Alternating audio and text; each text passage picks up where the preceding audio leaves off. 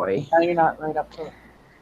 And we are live. Welcome, everybody, to Every Voice Paranormal Stories with your host, Brian's Paranormal and Ghost Mafia. What is up? And this week, we got some crazy stuff to talk about. We actually have myself, Lady Swan, Nero Trigger, and Aniki Jack Colorado Explorers. We all just spent like the hottest night of our lives. And I don't mean like exciting, hot, fun. I'm talking sweat, drenched, like changing shirts, exhausted, like not enough water to drink ever, night locked up in the West Virginia State Penitentiary. We're going to talk a little bit about that, and then we might have a special guest coming up here a little bit later on. David Omens might be making an appearance here at E.V.P.S tonight to talk about the Sharon Tate murders and some of the things that went on in his house and stuff like that. So, yeah. It'd be an interesting thing. But here's how we're going to work tonight, because Brian wasn't able to be there at the West Virginia State Penitentiary.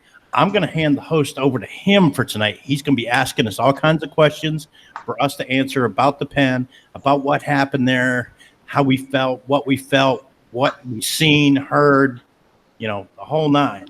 So I'm going to hand it over to Brian. We're going to get this. We're going to kick this shindig off. West Haven always and forever with the $1 super chat out there in the chat. Let's see who is in here real quick. I see Lady Swan, Outdoors, Nature Kathy, Jenny Marcis in the house, Foxy Escapes, Cassie So Sassy, Donna Rock's in the house. What's going on, Donna Rock? Chicken Strips Missy's in the house. Guys, we got 18 people in here watching. Share this out, tweet it out. Let's get some more people in here. Let's get the chat going, and we'll get this thing started in just a few minutes here. Life After Life TV Productions. Hello. Carol out of the comfort zone.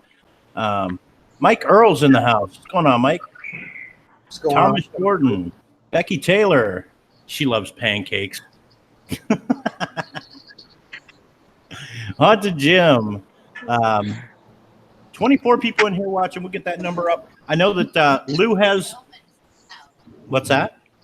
Of you too. What's up, David? Oh, David is in the house. What's going on, guys? Hey, we're all here, huh? Oh yeah. We're just for the we're just laying out the format for the show tonight. We're going to start out myself, my wife, and Aniki Jack Colorado Explorers, and Nero Trigger. We're all just locked inside the West Virginia Penitentiary the other night and did some investigations. So we're going to start out by talking about that and what we experienced in there, and then we're going to go over to you and let you tell you a little bit about your property and the things that's happened there. Give a little brief history, whatnot. Promote your channel a little bit, and go from there. And I see you brought HSFL with you, and he's well known on this channel. He's been up on our channels many times before. Hi, John. Hey. So, hello. It's nice to meet you. Nice to meet you. Nice to meet you too. Now, guys, if you guys don't know David Oman has been on such shows as Ghost Adventures and Taps and a few others. So he has been on television. He's a television personality. He's like, nope.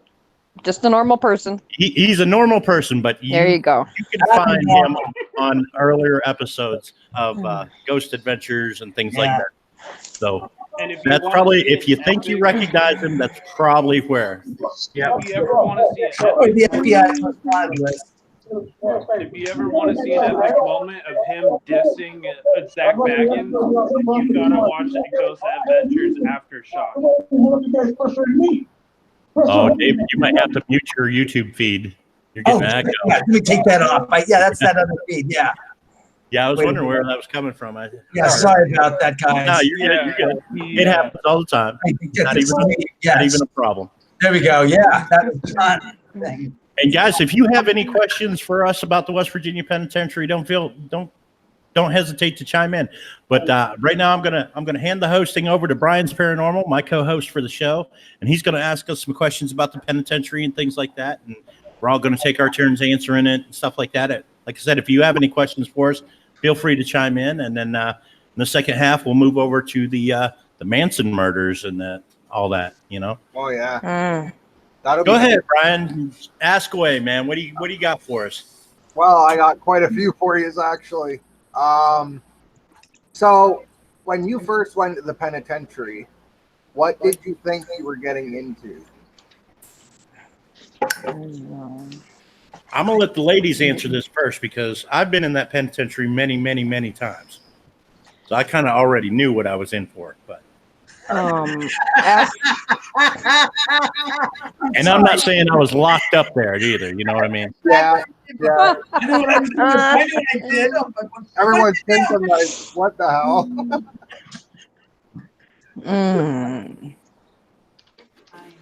I know. to me, it was I'm an abandoned explorer, and that's what I was taking it at face value. I was trying to like tune out all the stories and everything else so that I could experience what I was going to experience, let alone, you know what I mean? Like, I didn't want something to feed into me to make me be like, oh, that's what that is. That's who this is. Like, I wanted the full experience. So I should have taken my cross off though, because, but the fact that I took it as it was an abandoned prison and it was cool.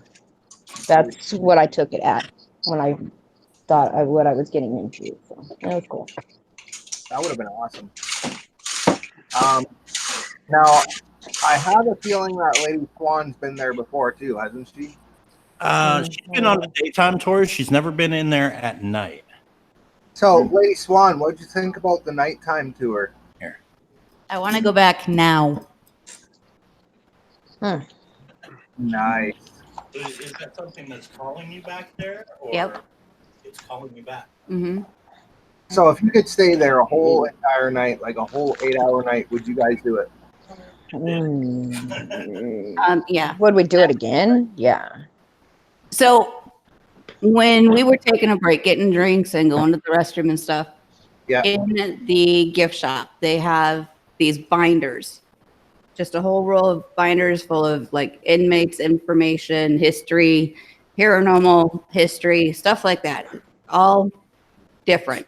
I walked up to this table and I pulled out this one binder and I sat it down on the table. And when it fell open on Red Snyder on his inmate information.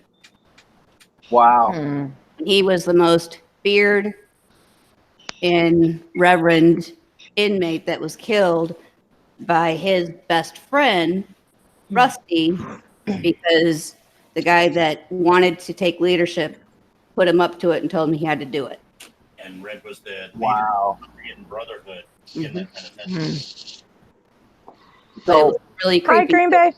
That Hi. folder, out of 12 folders that are sitting there, that's the one that I picked up, and that's where it fell open. Oh, wow. Wow.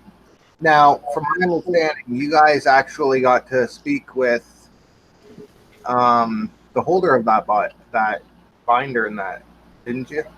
Yes, Yeah. I actually pissed him off.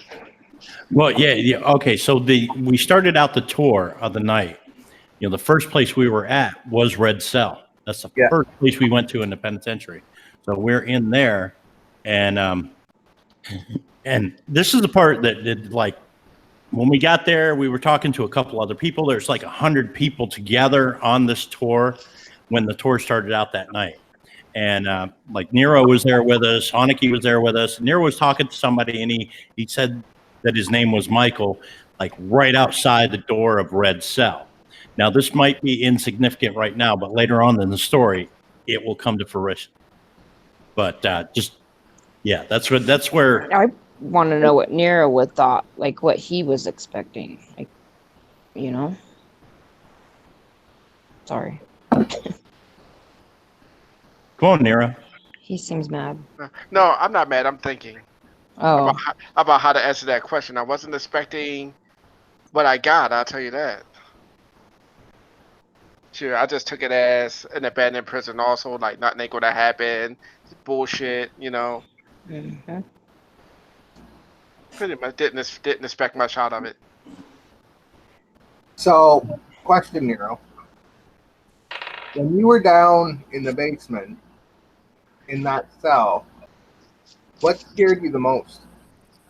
My name being called out by the spirit box with somebody allegedly pretending to be red. Okay. Well, okay. So what had happened in the basement? We go into what's called the Sugar Shack, and this was, it was kind of like the inmates' rec room. If they were on good behavior or anything, they might get time down in the Sugar Shack. And there was pool tables and things like that. If it was snowing and raining and storming and stuff outside, they might get to go to the Sugar Shack instead of the yard. Now, in the Sugar Shack, there wasn't a lot of guard presence down there, so things happened down there a lot. Yeah. Okay.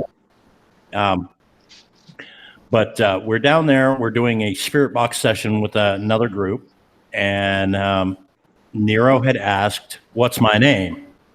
What's my real name?" And the box says Michael. And it was creepy. It was like Michael.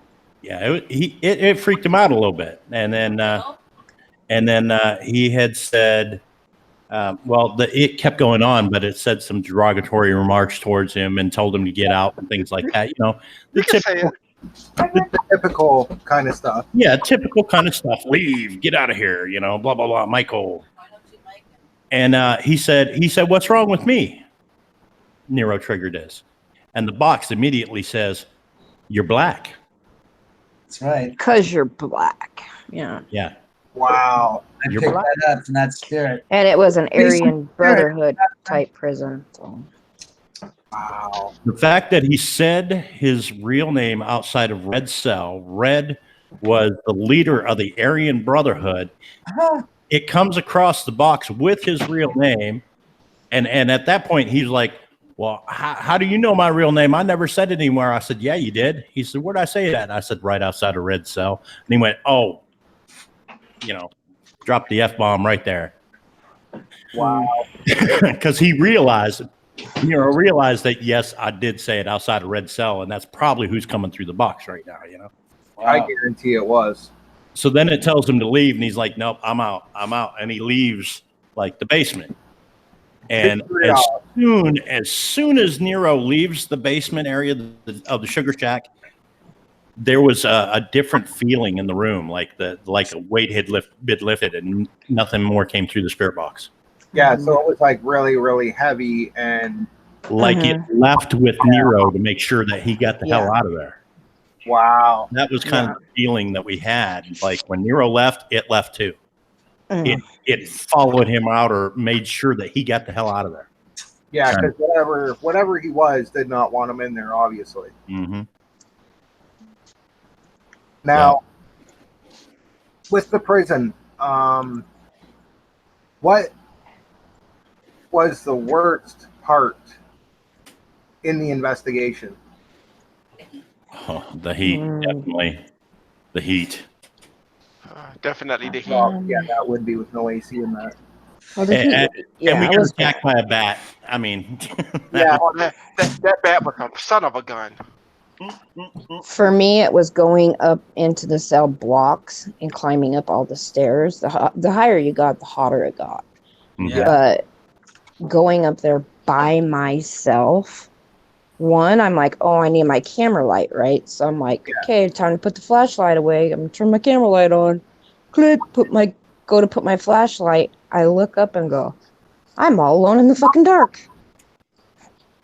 Freaked out trying to find my light because I ended up having to turn my flashlight back on because it was you couldn't even see your hand in front of your face. Like it was that dark. So I'm like, okay, yeah. I freaked my own self out. Yeah. And then that feeling of somebody getting ready to toss you over the side. Like that. Wow. Like it was, I felt threatened like that. Yeah. And then I go and there's a part that there's just a door and it goes between all the cells all the way down. And I'm filming in that and I look over and the door's moving and I'm like, well, okay, well, I opened the door. You know what I mean? So yeah, until it stops, it stays stopped and then starts coming back at me. I'm like, okay, it's an old prison. I'm done. You know what I mean? So I start walking away from it. I get about 2 cells down and it And I mean, I turned a corner, you know, so I was nowhere near it, and it slammed. And everybody heard it. Everybody thought I did it. Yeah, everybody in the cell block, because we was actually on the main floor doing a spirit box session, and she was above us. I was like 3 all tiers the way to high. the top. Yeah. 3 tiers high on that I was top like, floor. I couldn't get down the stairs fast enough, and I was out the door. And all anybody saw was me going, doot, doot, doot, doot, doot. Wow. Yeah. No. We didn't hear the Aniki. Oh my god! Oh my god! Oh my god! All the way. Yep. Oh my god. Oh my god. Oh my god. Oh my god. All the way down the stairs. Oh my god. Oh my god. Oh my god. Oh my god. Aniki, you should make Oh My God merch. Yeah, we talked about that. Yeah, So, because that was pretty funny. It's funny now. when you guys Wasn't first funny. got in there, like when you first showed up, what were you feeling when you were going through? I mean, honestly, when we first went into the place, we had they had a Paracon there, which we did a daytime tour during the Paracon of areas of the prison that wasn't open to general public on tours. Yeah, we got to go into like solitary and a few other places like that. Protective custody and areas that have never been. The new block where the door slammed. Yeah. That. Yeah, we actually had one person that was with the group who had went into the cell and closed it, and that particular area of the penitentiary was still under power. So when the door closed, the latch locked. Oh man! Okay, so Jason from Paranormal Quest, another YouTuber, he's the tour guide on this tour, and he goes back there, and we're trying to get the door open, and we can't.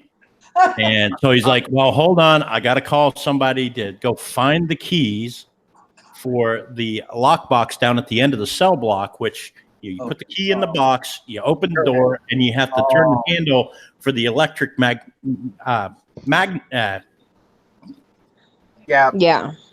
to unlock the door, unlock the cell block so all the doors open.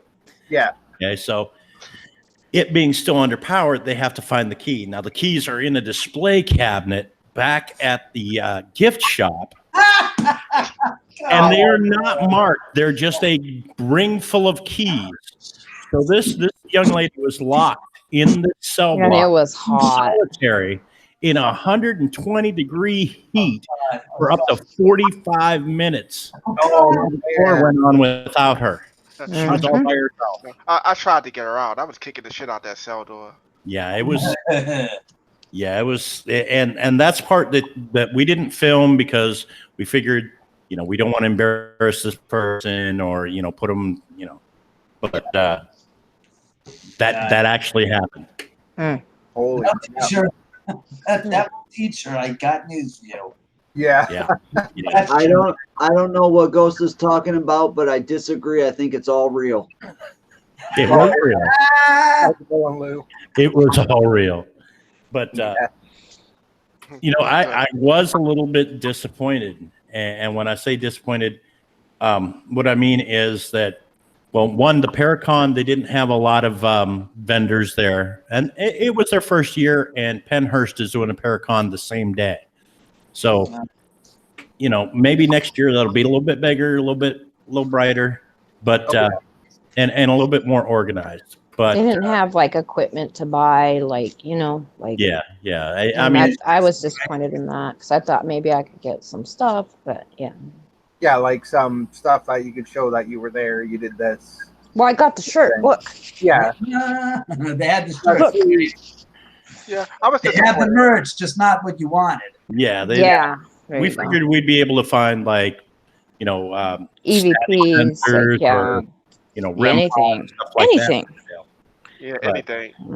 There was nothing. It was a lack of vendors. Yeah, exactly. Do you guys find that at the Paracons, when they have the equipment, that the prices are a little bit more expensive than if you were to buy them at at your paranormal, outlet, so to speak? They can be, depending on what you're looking for, what you're buying. Sometimes they'll keep the prices competitive amongst the vendors inside. So sometimes you can find a deal. Sometimes you'll find people selling used equipment at a discount price. So, I mean. Sweet. It was Well, my me- first. It was my first one, so I didn't really. I figured they would have stuff like that, knowing that people are coming Yeah. there to, to film and to. investigate. Yeah, exactly. And so I would have figured they would have had stuff, but they didn't. It was like they displayed their business cards and stickers and stuff like that, each person, but Well, you had some people there was selling crystals and things like that, but I mean, and then books and they had the autograph signing thing, the booth. We was there. We was hanging out. Yeah. We was hanging out with Dougie and Mike from Tennessee Wraith Chasers. In fact, they were on the. They're in my video. We was actually investigating together that night. Wow. But, Yeah, that was pretty cool. Now, did the Holy Walkers end up showing up? No. No. no. I guess there was a lot of people that didn't, eh? Yeah. Well, a lot of people thought it was just too hot. Yeah. And in fact, Panic Paranormal History was going to come down that day, and they was like, it's just too hot to be outside, let alone locked up in a prison that's going to be even hotter. You know what I mean? Yeah. Which, Yay. crazy in itself. But Yay. the nice thing was they did the VIP tour. We got our tickets for the Paracon and the VIP tour for about $90 a ticket. Yeah. And, there was 100 people locked into that prison that night. The hell's that? I'm getting phone calls still. Hang out. But like after, say, the first hour went by, a lot of people had left. By the second hour, probably half of them had gone. So there was down to 50. By the last 2 hours of the night, I think there was only like 25 of us in the prison. And you're talking about a prison that spans 16 blocks, 4 blocks deep. Oh, yeah. So there would have been more than Huge. enough room to investigate. Yeah. So when- Last couple hours wasn't too bad. So when they went up with Tennessee Chasers, they went up to, the infirmary, and my ass was already really hot, and I was not about to go up there in even hotter weather. I was like, nope, I'm ready to pass out. The tour guides made me sit down, made me drink water, and I'm sitting there, and it's just me and some other lady, and everything was quiet, everything was really dark. Yeah. But I left my camera running just in case something happened, and I hear and I'm like, and she looked at me, she thought I laughed, and we were making small talk. I was like, how did I laugh when I'm talking? Yeah. And I'm like 6 feet in the air sitting on this wall. She's down on the ground level. And then we heard, it sounded like shuffling and then running and then gunshots. It was like a residual kind of thing. And I was like, and she was freaked out. I'm like, yep, nope. And I jumped off the wall and ran and sat like right next to her. I'm like, I'm not being up there by myself. And that was crazy too, because when I would go through the doorway and I started up the 3 flights of steps to the infirmary, Aniki was right behind us. And I thought she followed us up there. And we get up there, it's totally dark, pitch black up there. And we're all standing around in the dark doing an E.V.P. session. And, I've got my blacklight flashlight out and I'm looking at the walls and there's shit glowing all over the infirmary walls and all. Man, I can only imagine. Man, That's not paranormal. That's just scary shit. Yeah. Exactly. I'm like, I don't know if that's blood, semen, spit, or what, but don't touch the walls. looked like a crime scene. Yeah, it did. It did. Ew. Stay clear of it. An orgy scene. Do not. and it was funny, right? Because the moment Ghost did that, everybody started taking their hands off the desk and everything they was touching at the time. It was hilarious. I'm like, yeah, you guys that got hotel rooms, you really need one of these. Check your bed. Yeah. Maybe, Right. maybe I shouldn't rest my head on this wall. Yeah, Yeah. Dougie said that too. Dougie's doing the EV or the spirit box session, and we start getting stuff coming through, and it seems to be an inmate that was there at the prison. They ask, well, when were you born? And it comes through, my birthday's next Thursday. And somebody asks, what do you want for your birthday? And it says, beer. Yeah, that was me. I said, "What you want for your birthday?" He was like, "A beer." I'm like, "What's your favorite beer?" I was like, "What's your favorite beer?" He said, "Miller, I think."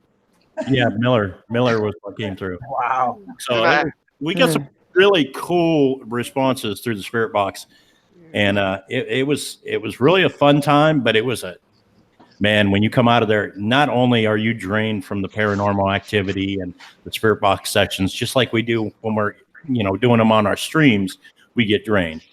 But Yeah. imagine doing that in a room where it's 120 degrees Did that for Thursday? 15, 20 minutes, and then you have to go outside just to be able to breathe. It was so hot you couldn't even breathe. It was yeah. The only Now, place crazy. Did that Thursday go by already? No, that would be a week from Thursday. Would be next Thursday. Yeah, that'd I be would. What I would do is I would, if you can't get back there, I would at least like crack them a beer. poured No, out I'm on the serious. in the prison. This Yeah. he's so then I asked, and I'm like, we need to get up on some girls too. Do you like blonde or brunette? I think it said brunette. What is this, Beetlejuice? I think it said brunette. I think he said brunette. I think. they were asking some like questions like that. Blonde or brunette? Brunette, I'm surprised it didn't say I like you, big guy. right? Right? Well, I wouldn't have had too much to worry about because I was a small guy, so we probably would have been talking about a ghost. I mean, Ghost Name came through a lot. Ghost Mafia came Trust through a me, lot. they go after the small guy. Yeah, and Heather kept coming through too. Heather and Ghost kept coming through more than me, so I wasn't too worried about Now, Red. now Your my lips are so pretty. my biggest experience during this whole ordeal was at one point. This was after Nero left the Sugar Shack. He went back to the gift shop because there was air conditioning in the gift shop. He says, "I'm just going to sit right here." I said, "All right, I'm going to go find the girls, make sure that they're okay, and I'll come back and check on you in a little bit."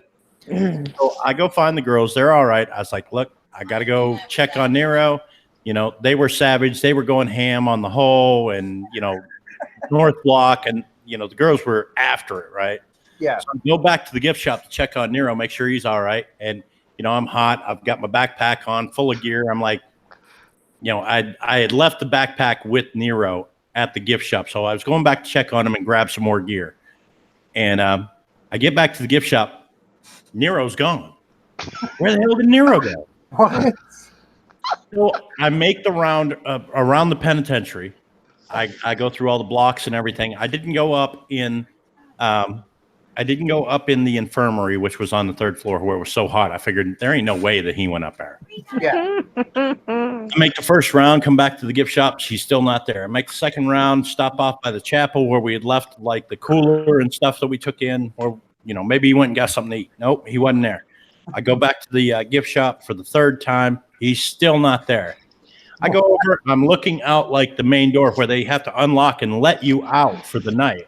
And I'm looking across the way to where we parked the car. I was like, well, maybe he signed himself out, left, and he's, sitting at the car or something. Nope, he wasn't out there, and his name isn't on the sign-out sheet. Where the hell is he? Yeah. And somebody says, there he is right there. And he walks in with a group of girls. Evidently, this group that he hooked up with asked him to go up to the infirmary with him where it was 120 degrees, the only place that I didn't look for him. And that's where he was that whole time. So I literally made like 3 laps around this prison, going everywhere. And the freaky part was I went to the hole. I was like, there ain't no way that Nero went down in the hole after leaving the Sugar Shack the way he did.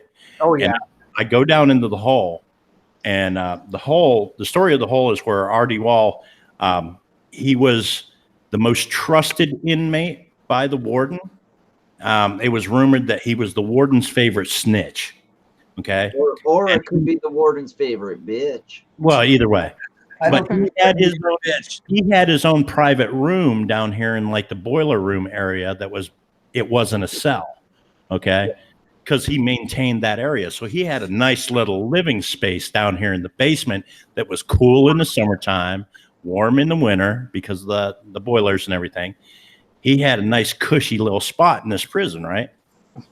Well, one day, the guys that thought he was the warden's favorite snitch snuck down there, got into the hole, and they caught him on the toilet, drug him out, They cut his fingers off first, torturing him, and then they slit his throat so deep that it almost severed his head, and they left him laying there. So I'm down there where this has happened, and I'm all alone, and it's pitch black, and you get this feeling like somebody is standing right beside you going, "Fuck you doing here, boy?" You know, kind of standoffish, you know, like you ain't supposed to be here, you know. And you get that feeling when you're in that room, especially by yourself. And that kind of creeped me out a little bit. And I'm a savage. I'll crawl into spaces and everything else. But yeah, that creeped me out a little bit. I stood in there for a few minutes and I was just like checking the place out and listening and, you know, things like that. And I was like, well, Nero ain't here. I better go find him. And I left there and went looking for Nero and finally found him. But that was like the creepiest place for me, was down there in the hole. Well, there's a story behind that. I was on my 4th Red Bull at the time because I was shaking my ass off, and so the group that conned me into going up there was like, look, you know, go come up there with us and we'll show you that there's nothing to be afraid of, and you know, you with 4 of us. I'm like, where you going? They was like, to the infirmary. I was like, well, all right, you know, I don't like this, but let me grab Ghost stuff while I'm going up here because I don't want to just leave it here. So I went up there. And when I went up there to the infirmary, sure enough, this girl had motion sensors. It was like a motion sensor with a lot of green dots, and if something passed through, you know, a ghost to see. Oh, laser grid. Yeah. So we heard something that sounded like somebody was throwing bottle caps down the hallway, and we saw one of the light move, and then the light started getting closer and closer. Then the girl was like, "What was that?" Then the light got closer, like moving fast, like it was running. So we all screamed, and it was that damn bat. Oh man! we was like, "Oh shit!" I mean, I screamed louder. I was like a little bitch. I admit it. I'm like, "Oh!" Like that, right? So it wasn't no spiritual ball or spirit coming at you, but it was. No, this time of year they get bats in the building. Now this is a story that the tour guide on the daytime tour told us actually happened, and it was with one of his teammates, Becky, I believe. Yeah, Becky from Paranormal Quest was there on an investigation that they were doing, and they were in this area, and the bat flew right into her mouth. What? Yes, bat flew into her mouth. Her paranormal investigator family started calling her like Ozzy after that. She actually had to go through a series of rabies shots because of it, and they tease her all the time about it. The bat will fly right. You don't leave your mouth open when you're up there because the bat will fly right into your mouth. Oh wow! I mean, that's a true story. We did find a bottle cap up there though. Man, at first I thought somebody was you know, up there drinking soda just through the bottle cap. But then you know that, hey Ghost, you know that loud bang we heard in the video?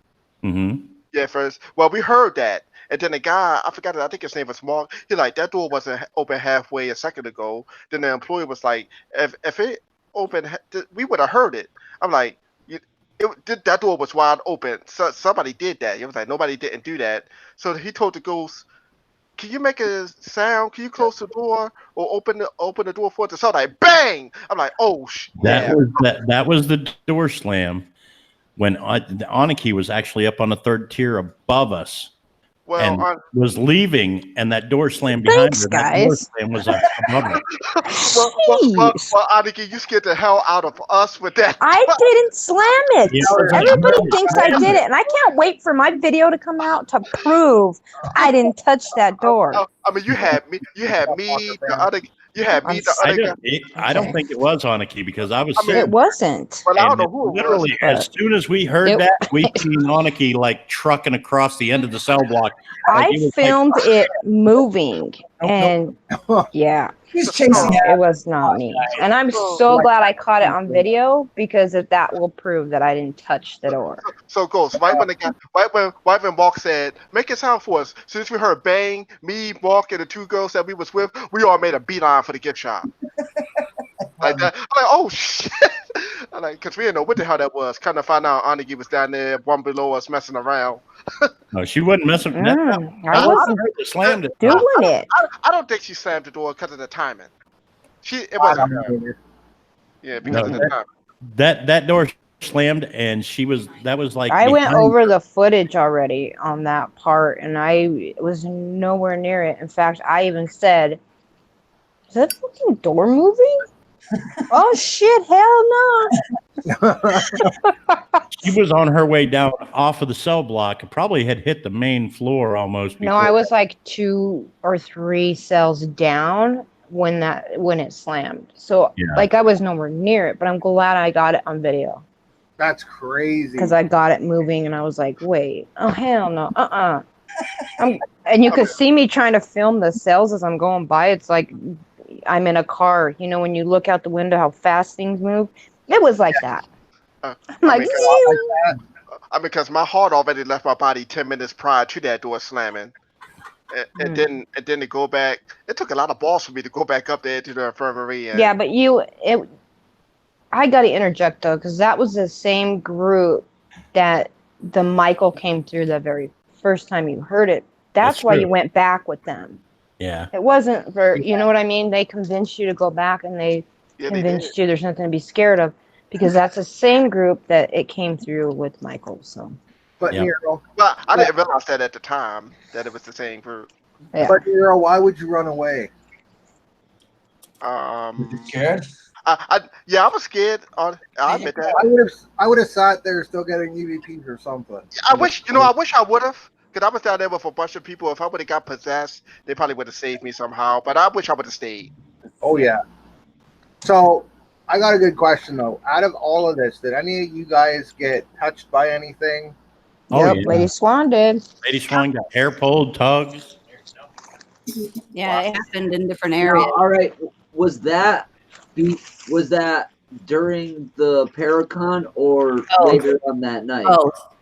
Okay. Oh. Yeah, I had my shirt tugged. I had the hair played with, the fingertip feeling on the back of my neck. Yeah. Yeah. Wow. Ghost, you're a pimp. Throughout like the entire day and night. Wow.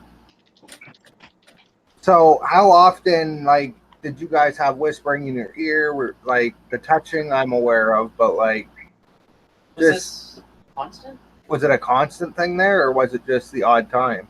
It was at different times. Like there was one time I was sitting outside in the yard on like a rock wall, and it felt like somebody came up and tugged the back of my shirt. That was right outside. Yeah, This is right where I heard the laughing. mhm. And I saw it, so I kind of looked to see what she was doing, because she like kind of like went, like rubbed her back, like something touched me, and then she said, "I can't count how many times somebody touched me." Oh wow. Wow. Now, here's the crazy thing about that prison. Okay. Yeah. Now, I'm from this area where that prison is, and my uncle was a prison guard in that prison for 20 years when it was open. Jesus. So, and I've heard some of his stories like there was somebody, they found a snitch, they caught him in the kitchen area, and they put him in a vat of beans and sealed the lid shut and cooked him to death in a vat of beans. We were actually in that kitchen doing spirit box sessions, but really didn't get too much in there, I don't think. I think his ghost is still farting from all those beans. In my video, the spirit box session. Crazy. That's nuts. Yeah, you were getting stuff in there? Now, for me, it was, for me, I can't say for anybody else, it was constant talking for me. But there's a lot of talking that aren't people talking, like it's spirits talking on my videos. A lot of it. Different ones on mine. That's why it's taking me so long to edit it, because I have to make sure what I'm doing, putting out. I kept mine as raw as possible. I just took all the clips, put them together, and I put them out there. So it's as raw footage as possible. That way, if anybody sees anything in my videos, just timestamp it, call it out, put it in the put it in the comments. We can go over it. You know, I'll highlight those areas, make another video out of it later. And if you guys catch anything, let me know. Not unless you guys want to sit and watch 10 hours of footage. I can't do that because I had my camera going the entire time. Well, I never only turned was it able off. I was only able to film like 59 minutes of footage altogether. So Now Batteries Ghost. died. Yeah. Oh, batteries. My battery died in my flashlight. Aniki gave me new batteries for my I flashlight, ran out of space. and my batteries died. But Yeah, I hate that. my batteries died, and when I got home, like it started working again, like nothing ever happened. Not mine. Yeah. Mine were dead. Now, before I forget this, in the courtyard, it was pitch black. Your mind plays a lot of tricks on you on that, cause and when I was in the courtyard, it was pitch black. I mean, you couldn't see nothing around you. Why does And it gotta be black? Listen. So it was like, so you see the four walls around you, and they like 6 feet, 9 feet tall, and I mean, I felt like I was taller than that. They're more like 60 feet tall. Yeah, It's that. gotta be 60 feet. So I felt like at that time, I felt like I was in the middle of a black ocean where the sun wasn't shining in the day, and the walls was like waves about to crash down on me. That's what it looked like. That's how dark it was. Why does it gotta be black, Nero? You could use the word darkness. Yeah. Why is it gotta be? Yeah. That's what I'm saying. Like you couldn't see your hand in front of your face. It You was couldn't pretty see dark. nothing. That courtyard was freaky in itself. Wow. So that's what I felt. I felt like I was in the middle of the ocean. Those And the walls. thing with the dark ass courtyard, when we're out there, we're sitting at the chapel and we're just getting ready to start, and there's like a side concrete porch with a 3-foot drop down. We're all sitting out there smoking cigarettes before we get started, and like Aniki was seeing people over in the corner of the courtyard under the guard tower, like in that corner, and and this is something that I didn't tell Aniki at that moment. When the inmates were out in the courtyard, they would purposely go to that corner because it was so close to the bottom of the guard tower that the guards couldn't see them down in the corner from the guard tower. They would be forced to walk out the wall and look back towards the guard tower to see them. So if you were seeing things over there, and there's no doors or anything over there. And now Aniki was not the only person to see stuff over in that corner of the courtyard. There was others out there that seen it too, and they had went out there with a laser grid later on and was investigating in that corner. But that's the story, is that they would go down there and do their little shady deals for cigarettes or whatever right underneath the guard tower, because the guards wouldn't be able to see directly down in that corner, and it was kind of like out of the line of sight. It was a hindrance for the guards. They would actually have to get out of their little pod out there and walk out the wall to look back to see what the inmates were doing down there. Thanks, Ghost, for not telling me. There was an orange light over there, though, from a distance. There was an orange light. You can see that. Now, at one Oh point, no, I was up in the guard tower. I'm saying down in the courtyard itself. yeah, Two different times I seen somebody, and when I said it the first time, everybody shined their light over there. There was nothing over there. I You know clear as what I day see saw there? somebody over there. I didn't see nothing because I didn't go. I told you should come. Me too, Lou.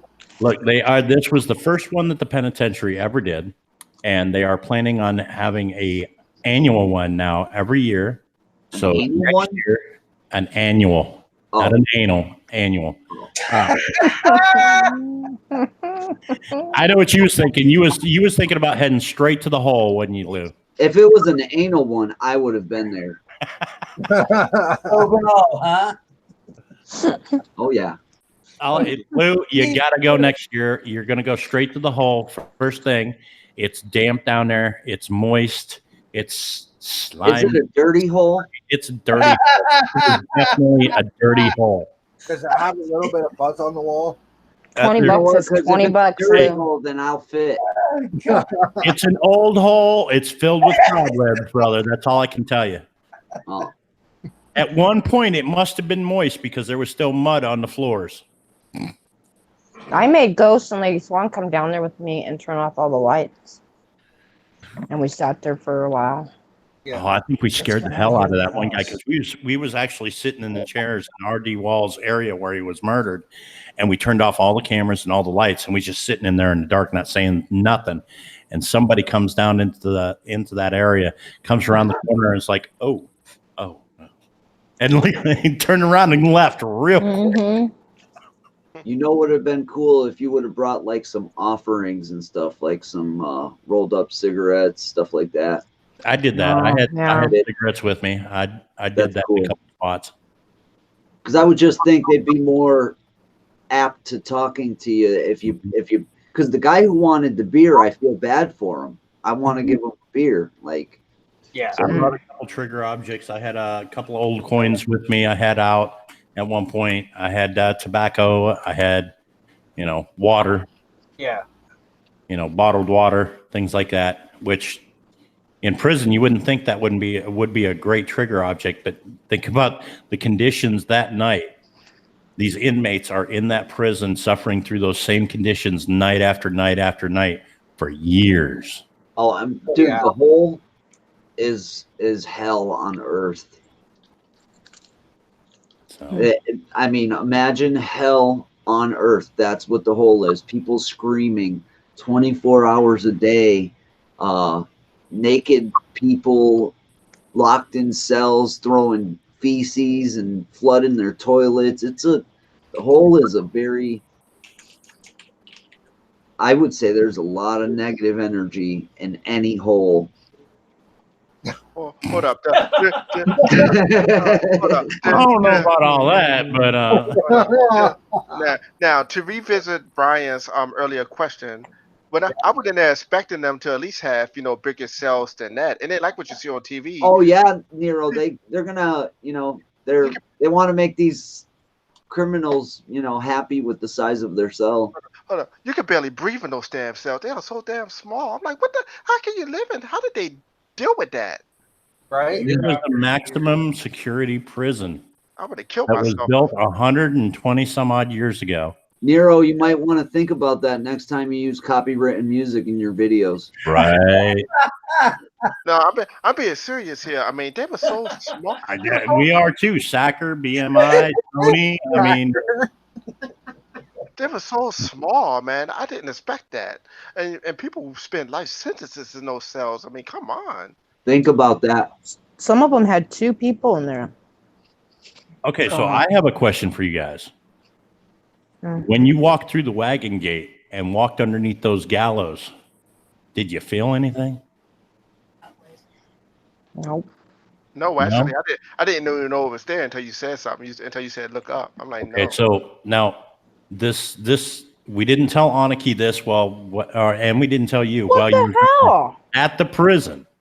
The story is that those gallows, there was an inmate there that was sentenced to death. They took him up.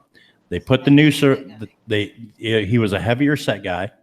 They put him on the gallows. They placed the gallows over his neck. Didn't get them placed right. Did not snug the knot down on the noose. When they dropped when they dropped the floor out from underneath of him, he came out of the noose and fell 30 feet on his head onto the pavement below because it was a wagon gate, okay, underneath it. And basically they just picked him up, carried him back upstairs, put the rope back on his neck, did it the right way this time. And this time when they dropped him, it decapitated him. Oh, wow. In that very spot. Because he probably already broke his neck. Yeah, he probably broke his neck in the fall the first time, but he was still alive. Well, I didn't walk over that spot, thank God. I walked around it as soon as I saw it. So I didn't. I walked under that thing. I wish I could have went upstairs and saw it. You know what I mean? You know what, Nero? I'm a psychic, and right now I am picking up 3 guys around you named Bubba. Maybe that's why. I love it. He liked you. Michael liked you. Holy shit. Yeah, I thought this was going to be a serious stream. I am serious. Holy shit. It's serious. I tell you what, I got torn on my it head. was definitely worth doing, and I would definitely do it again. like I said, you know, I had an uncle who was a inmate there, or a guard there, not an inmate. He was a guard there for 20 some odd years. His two sons are now guards out at the new regional jail, just right out the road from the place. I've been to the cemetery, where the cemetery is at and all that. And, you know, that place, yeah, it's legit. The disappointing part, the most disgusting part of the whole deal was we was down in the sugar shack, and the tour guide was telling us about when MTV had been there filming an episode of From Ghost Hunters. Sorry, there are tourists out in front of my house taking pictures. I wanted to scare the crap out. But MTV actually filmed an episode of Fear. It was the pilot episode of Fear on MTV from the West Virginia State Penitentiary. They went down into the sugar shack, and they painted over. They had done it without permission. They were painting over inmate artwork on the wall, and they painted big black like shadow men figures and figures of the Mothman on the walls. When the prison system found out that they were doing it, they came in, shut down MTV, and threw them out of the prison, and said they were banned and never to come back. So MTV cannot go back to the West Virginia State Penitentiary for anything ever again, because they did. Yeah, that was the most disgusting part of things. It was like, how could they even, you know, this production company came in there and they wanted to hype it up. They start painting on the walls over original artworks from the inmates that was, you know, in this prison, that died in this prison, that died after they got out of this prison. You know, they were painting over all them awesome semen stains on the walls. Yeah. But no, there actually is a lot of artwork in that penitentiary.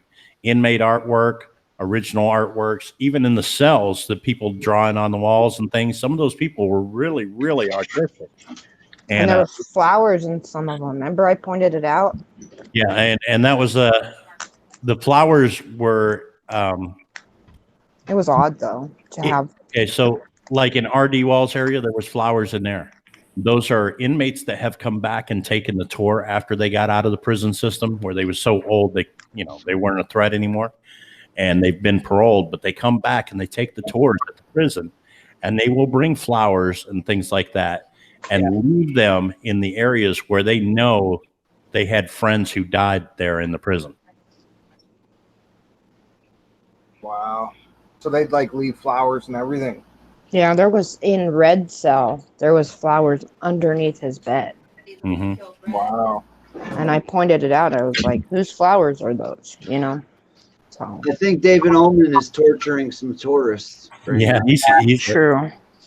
And guys, and we are going into the second hour now, so we're going to start talking a little bit about the David Ullman house and things like that. Now, David Ullman, he is messing with some tourists right now. And John, you want to fill us in why he's terrorizing some tourists? Okay, David Ullman is batshit crazy. It is coming up right now on the 50th anniversary. Okay, get closer to your microphone. Oh, sorry. Hold on, let me talk. Because there when I'm over here in the back of the room. Everybody can hear me. So, guys, it's coming up on the 50th anniversary of the Manson murders. That's why it's so crazy up there right now. He lives 40 yards away from where Sharon Tate and the 4 others were brutally murdered by the Manson clan. And they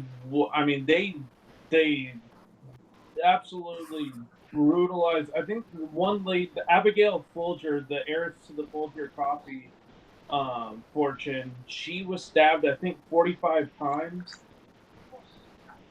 Mm-hmm.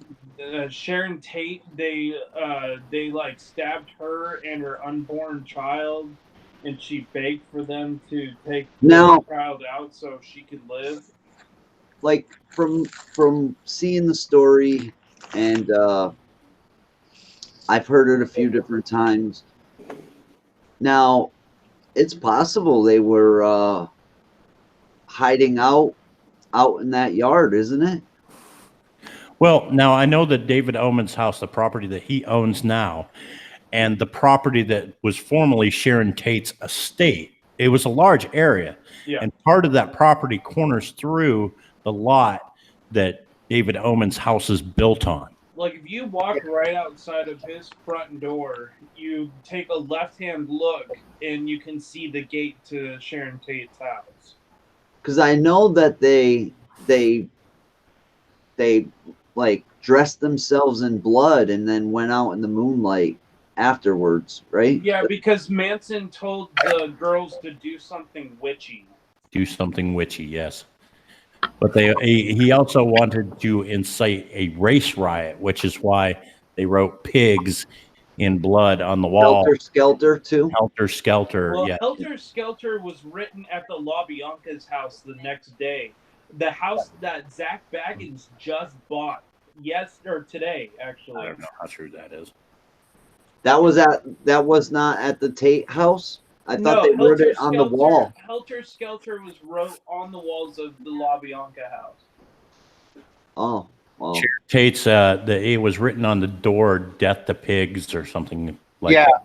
Yeah. Yeah, and the owner of the lead singer of Nine Inch Nails, Trent, he has the door in his possession. He does. He actually does. Yep. John, they're still having trouble hearing you in the chat, brother. Yeah, So sorry, know where your guys. microphone's at. John. Can you guys hear me? Yeah, it's better. That's better, man. Yeah, but the owner, the lead singer of Nine Inch Nails has the door currently. They wrote pigs on the wall. They wrote pigs and Sharon Tate's blood on the door.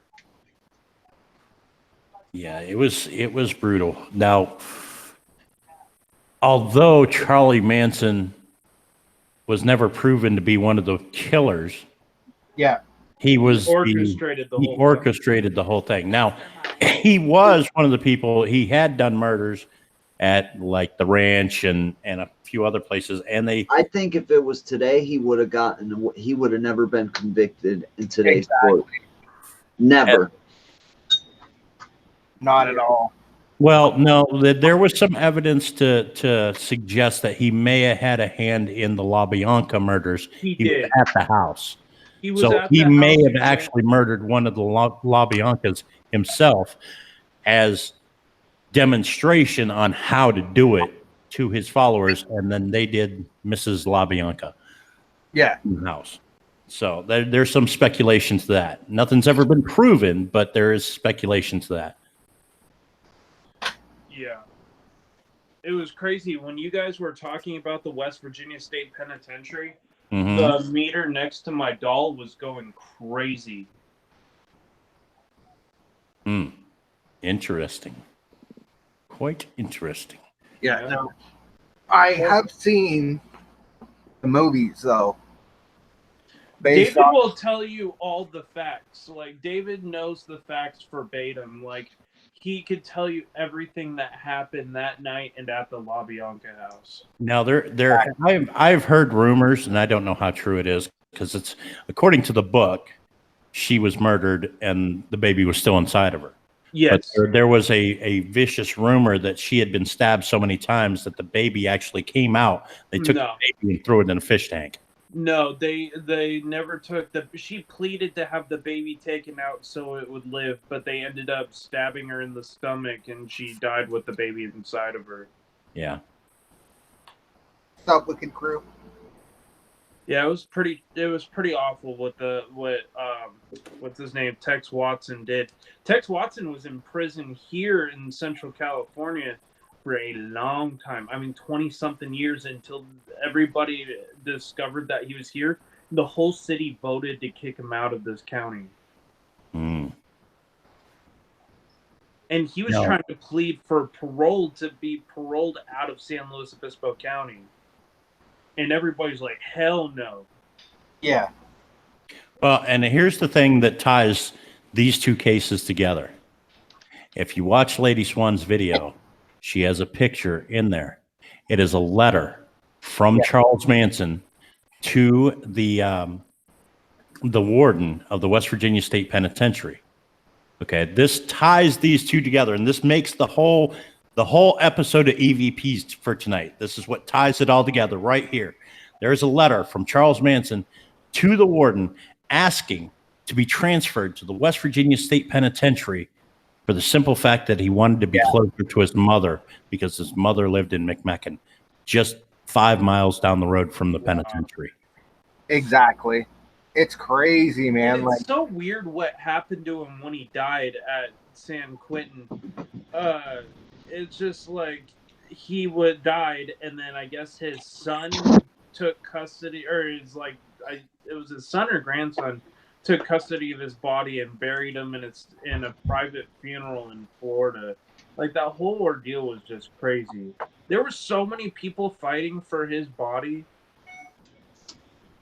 You know that you can buy little pieces of art that Manson made out of his hair, and he would sell this stuff online for big bucks. He'd make spiders and here's my question to you guys. Now, and we've had things like this happen on this show before. How many stars had to come into alignment for this all to culminate at this moment on this stream? Okay. We had no plans of getting David Oman up here. We just happened to randomly end up on a panel with him before we were live tonight. And I invited him up. He said yes. Okay. Now, I thought, okay, well, we'll go on about the West Virginia State Penitentiary for the first half and then do the Manson murders second half. But for it to be tied together in such a way that the letter from Manson asking to be transferred to the West Virginia State Penitentiary makes this episode whole, where it's not like two separate segments. It's literally one segment that brought everybody together, and it wasn't planned. It was not planned out at all. And John, you know this because you were the one that had David Oman come up on the call. I had never contacted you beforehand and said, hey, let's do this because this is what we're doing on my channel tonight. How strange is that? It all culminates in There's that a reason moment. we all So, met. Can I ask a question? I know I'm not a host, but I do have a question for you guys. Okay. The pen. Okay. After everything that you guys experienced at that pen, do you think any one of you brought anything back with you? I didn't. I made sure I didn't. Nope. No comment. Hey, David, we waited for you to walk away till we started talking about you. I hate to say it, I was told that when I was upstairs trying to sing, you're an idiot. They're talking about you right now. You know that, don't you? It's like, So like Nero, effing dogs and the tourists. The reason why I got to go upstairs is I try to meet some tourists again today. so Nero, what exactly do you think you brought back with you? I didn't bring anything back. I don't think anything. Well, what Good about the memories, three though, guys? right? I disagree, but that's just me. Nero, I'm picking No up. comment. He brought double back. I'm picking up 3 very large guys. All of them share the name Bubba. They're sending me an image of a little tiny brown hole. They said that they want your tiny brown hole. Nero's hole. Okay. So David Oman, while you were gone, we were actually talking about the Sharon Tate murders and Charles Manson and things like that, and giving kind of a brief history. And I told everybody, I said, this is what ties this together. Right. The West Virginia State Penitentiary and Charles Manson murders are actually tied together. Yeah. And you probably didn't know this, but if you go and watch Lady Swan's video, she actually has a picture of the letter. At the very end of her video, there is a letter hanging up in the museum area in the West Virginia State Penitentiary. The letter is from Charles Manson to the warden of the West Virginia State Penitentiary, asking to be transferred to the West Virginia State Pen so that he could be close to his mother, because his mother was from McMecken, just 5 miles down the road from the penitentiary. Yeah. She's still alive, but he was. She basically. No, she's dead. She's dead now. This letter was sent in like the early '80s. Oh, jeez. But and here was my question was, what kind of voodoo had to come together to bring this stream into fruition tonight, considering I didn't know that I was going to be on a Hangouts call with you earlier tonight. You know, it just kind of happened. And then I asked you if you wanted to be on the show. And then I remembered the letter, and the whole thing ties together now. Yep. So how crazy is that? Well, Everything happens for a reason. Yeah. there are no coincidences I have seen and never have doubted that for a second. Everything happens because it's so just divine planning, so to speak. I mean, if you take what happened on the show here a couple weeks ago, we were actually doing a show, and somebody came in the chat, said, my daughter is missing. We stopped the show. We literally stopped the show. We had Green Bay Wacky and a few others up on here. And Green Bay Wacky says, I'd like to pray for this person that her daughter makes it home safely. And he verbally prayed on air for her to make it home safely. And JoJo is on a call with this person. She's a friend of ours. So she called her on the phone. And before Green Bay Wacky got done praying for this individual, he no more than had said, and we pray for her safe return. JoJo busts in and says, she just walked through the door. Yeah. Literally at that very moment. Wow. So, I mean, we've had things like happen like that on this show almost every episode. That's the crazy part. Almost every episode, something happens like this. And it's just like the stars come into alignment and everything, you know, everything worked out, you know. So I don't know. It's some crazy stuff, but Yeah, so give us a brief history, David, of the Manson murders and the surrounding neighborhood. And A brief history? How do you go with a brief history of what you just said? That's like a Yeah. okay. So what are some of the things that's happened there? And I know you've had experiences with like Taps and Ghost Adventures, Zach and Jason, and you know. I like the face. I've never had experience with crack. I'd like to send him back to the toilet he crawled out of, honestly. You know, I don't have much. I don't look tonight. Today's an example of crack Baggins at its best. He went and decided to spend $400,000 more than the highest offer for a house that doesn't even dignify that price in that area. But Baggins, because he's such a gosh darn pedantic little his ass, you know, publicity cocksucker, pardon my. He bought the gosh darn house for $2.3 million when it wasn't worth anything over 1.7. No, he bought the La Bianca house. We were actually talking about the La Bianca murders just a few minutes ago. So he bought the first confirmed murder site. second. So second, the first was the ranch. No, first was Sharon's. Yeah. Oh, Sharon. Yeah, was first? Sharon I thought Tate's Rob- house was first, and then the La Bianca's the next night. Oh, okay. August 10th, right. Gotcha. So I want to hear some. I was thinking La Bianca's was first and then Sharon's, but okay. no, what happened with Sharon's, but it was all right, since John's got me set up like a bowling pin waiting to get bowled over. The scoop was this. Sharon Tate and Roman Polanski moved into the house that existed at 10,050 East Yellow Drive, which is literally 150 feet down the driveway from where we are right now. They moved in late February, early March of 1969. Sharon was just, was working in her career, trying to get that thing going. She did a few movies. She was up and coming. She married Roman Polanski, a famous director. She was actually the if you ever watched the Beverly Hillbillies, she was the outer secretary to Mr. Drysdale. In a few episodes, yeah. He was. And they had her wear a black wig. And that's a side story.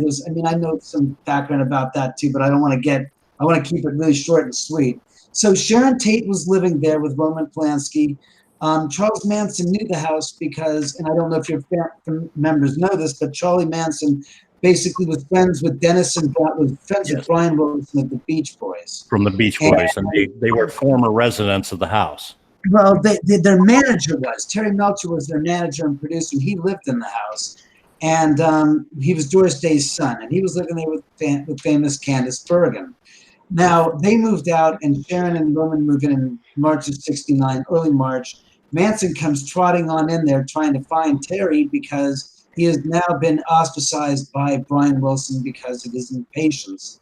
And that's when he ran into Sharon next to the pool. Exactly. So he's banging on the front door looking for Terry, trying to get to Terry so that Terry will reconnect him and smooth things over with Dennis and Brian Wilson. And the reason why I say that is because when he was hanging out with Brian Wilson, Brian found Manson to be a very interesting character and insightful, and liked actually some of Manson's lyrics that he had written, and said to Charlie, we might be able to make an album or some songs out of these lyrics. His dream was to be a folk singer or a singer and a musician, and he thought of himself as like, I'm trying to think of who the hell, Bob Dylan almost. Mm-hmm. Yeah. And that was his dream. So and unfortunately the timing couldn't have been worse, because Dennis and Brian Wilson had just released the album with the Beach Boys called Pet Sounds. It took the industry by storm. His techniques that he used in producing the album had rave reviews, kind of like what happened a few years earlier with Phil Spector and the Wall of Sound that Phil had created. There was this whole, as you say, engineering dynamic that he created where the sound of the music sounded different than everybody else's. So everybody flocked to good old Dennis Wilson. And of course, Brian Wilson, and Brian was really busy. Now Manson gets all impatient, starts bugging the living hell out of gosh darn Brian and going to the recording studios unannounced, and then bothering him at his home. And finally, Brian said, "You know something? You're done. You've burned me. I'm done with you. I don't want you around anymore." Well, not only that, Manson thought that his music was going to change the dynamics of, history. He thought it was so good that he would be like, the leader of the free world once everybody heard his music. And a lot of people was just like, he ain't that good. Exactly. That unfortunately nobody really got to hear his music until the Beach Boys produced one of the songs that Manson had created, which I don't know when that was, but I heard about that recently. I was like, oh boy, great.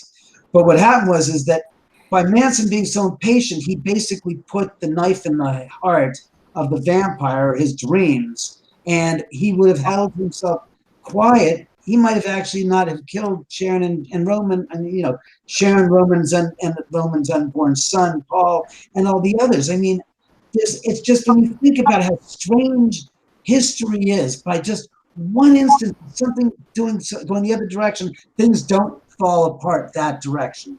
But because of the fact that he couldn't deal with it, he basically shot himself in the foot. And what's interesting is there's a lot of musicians that were famous, like David Crosby. Let's see who else I'm trying to think of. Neil Young, and a lot of other people knew who Manson was. Mama Before Cat, he was the killer. Jim Morrison, yeah. Yeah, Brian and Dennis were taking him around, and he was a novelty type of thing, and he was hanging out with them, going to the parties and stuff. So it's really hinky, but everybody got tight-lipped once the murders happened, and they realized that he was indirectly responsible for the killing. So they all said, I don't want to have an association with him. I can't be honestly telling people that I knew him. And a lot of people on the hit list, that famous hit list that he had met, and he resented, because I think he had basically deep, troubling issues with resentment towards those that had succeeded in their chosen careers in music and television and whatnot, in film, that he wanted to take it out on them because he was so pissed off at his own actions that he basically shot it back out at all those other people. No, is it true? No, I heard a rumor, and I've never seen this written down anywhere, but I heard it somewhere. I can't remember where I heard it, but there was a party at Janis Joplin's. Janis, yeah. And him and Dennis got into an argument, and Janis threw him out of the party. That could be very, very, very true. Yeah, why not? If it happened before the murders, it makes sense. If it happened before, say, February of 19... Dennis stayed at the party. Manson had to go. Right. And that was like one of the things that built up the whole thing with him and Dennis, and prompted him to go back to that house where Dennis had been staying, and nobody told him Dennis didn't live there anymore. He runs into Shannon Tate by the pool. Hey, and she rejects him. And, the story really was that he knew that place because Terry Melcher lived there, and he became friends with Terry because Dennis introduced him to Terry. Mm-hmm. That's that connection. So when Terry moved out in February, Sharon and Roman moved in 1st of March, and Manson comes in there in the middle of March looking for Terry. And what happens is he famously was banging on the door, no answer. Went round to the back gate, and the gate was locked. And what happened was that Sharon and this photographer were taking pictures in the backyard. The photographer hears the man trying to get in, goes around to the gate, and basically stops Manson at the gate. Sharon hears the two of them arguing, and the photographer says, "I don't know who this Terry is. There's nobody here but Terry that lives here anymore." And Manson doesn't realize, that Terry's moved out. Sharon comes around the corner and sees Manson and says, "No, Terry no longer lives here. I live here now." And then Manson hightails it out of there. So the myth that Manson didn't know that Sharon was living there is a lie. He knew. Right. So, now, what kind of experiences have you had on your property? Like, what was the first experience that you had? Well, we bought the lot in 1999, so 20 years ago. And for those of you who don't know, I lived 4 houses down from where Sharon's house stood. They tore her house down in 1994 and built a house called Casa Bella, which sat there for a number of years unfinished, and then somebody bought it and finished it.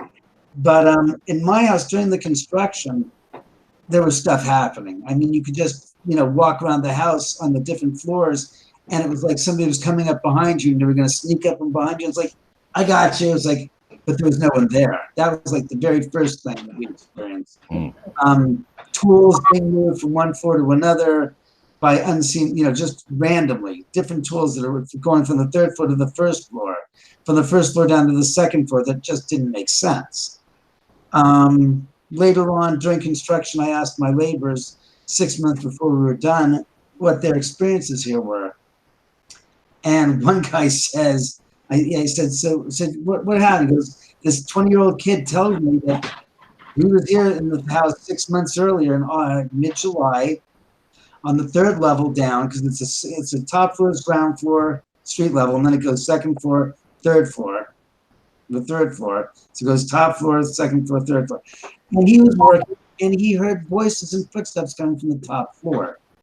So he goes running upstairs at 6 o'clock at night. It's about 80 degrees. It's finally getting cool. And he's like, "Senor Paul, are you here?" Goes out on the street, looks up and down the street, nothing there. Says, "Okay, something's not right." So he goes back downstairs and starts getting himself ready to go home and packing his bags. 5 minutes later, voices and footsteps from the top floor. He goes running upstairs with a hammer. He goes through the entire floor. Not a thing. He goes to the 2nd floor. There's no one there. He goes, "That's it. I'm going down. I'm packing my ass up and getting out of here."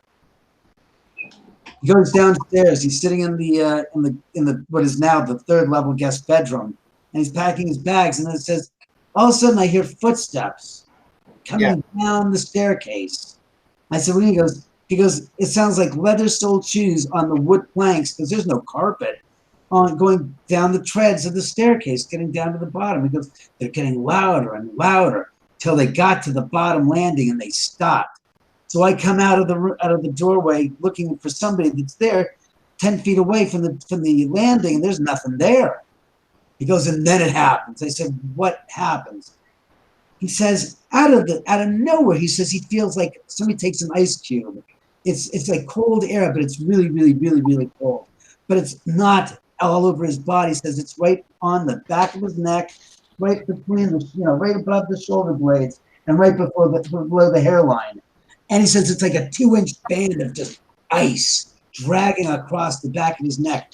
And he says, all of a sudden, I screamed. I said, "What did you say?" He goes, dos míos, ya me voy, which means, oh my God, I'm leaving. And he did. He didn't come back for 6 freaking weeks. And I remember saying, where's Mark? Where's Julio? He's not in. He's taking care of his sick mother in San Salvador. I'm like, we got to get the gosh darn tiles in the master bathroom. It's ridiculous. I want to wrap this thing up already. He doesn't show up after the freaking first week. I said, "That's it." I took it upon myself to put the tiles in the master bathroom myself. Let me give you a little hint. There is nothing easy about what these guys do when they just take the piece of tile, take a scoop of this spackle, and slap it on there, slap it on like this, like it's nothing, and then put it on the tile on the floor and put it in place. It is so much more difficult. I was gonna say next time you need some tiles done, you can call me. Yep. Well, like I said, I didn't realize that natural stone had to be laid out first and put in the pattern that the different veins go, so you take advantage of that. No, no. I got a checkerboard square of freaking marble on the fucking floor, and it looks like, well, there's a line there. Oh, where's the other line? Well, that doesn't make it's a real hard. Wishy-washy laid, right? I bet you. And then the height, some of them that are higher than lower than others, a little closer. I mean, it is my job, baby. It's I did it. So, so I mean, and I said, when'd you come back? He goes, I didn't get paid for the prior 3 weeks. So I said, what happened? He goes, I came back 6 weeks later, and he says, after that, I said, I was the first one to leave. When I saw somebody packing up and getting ready to go, when there's 6 guys, I left. I wasn't there alone. I would never be close to being alone. I left. So I was like, yeah, okay. And then moving in, there was like a couple years later, I heard the footsteps in my master bedroom at 8 a.m, and I'm like, 1, 2, 3. As they're trailing across the freaking ceiling, which is the floor to the living room upstairs, and I'm hearing these footsteps going across towards the kitchen. I'm thinking, is the alarm on? Okay, the alarm's on, I'm safe. And sure enough, the infrared motion sensor didn't go off.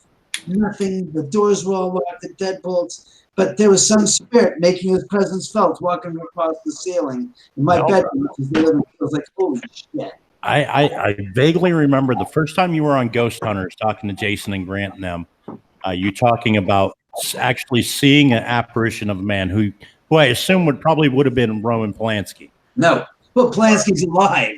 No, no, it was Jay Sebring who I saw. Yeah, Jay Sebring. Well, the irony is that's who the hell the baby belonged to, was Jay Sebring. It wasn't Polanski's son, not even close. That's because when the people have said, they said, look at the timeline and go back 8.5 months to the time period when Sharon was getting pregnant. Where was Polanski?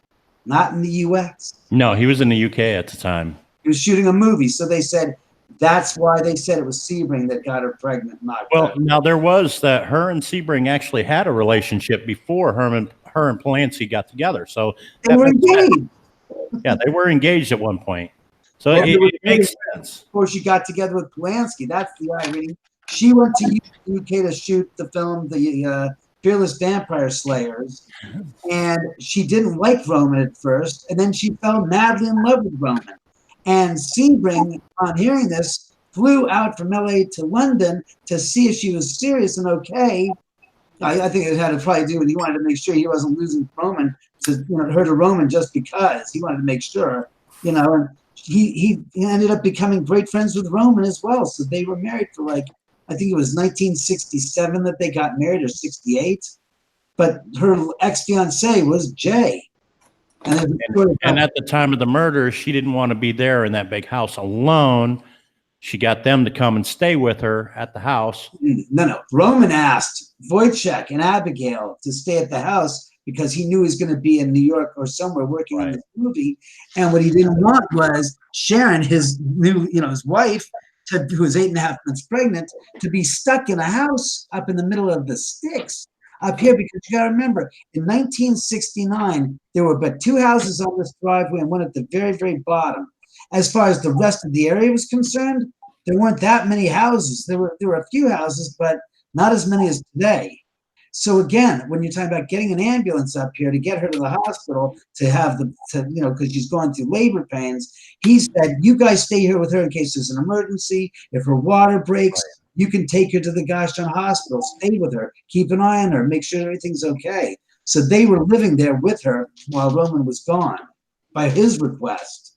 And Wojciech was Roman's childhood best friend who survived the Holocaust and the Nazis through Poland while they were being hunted down.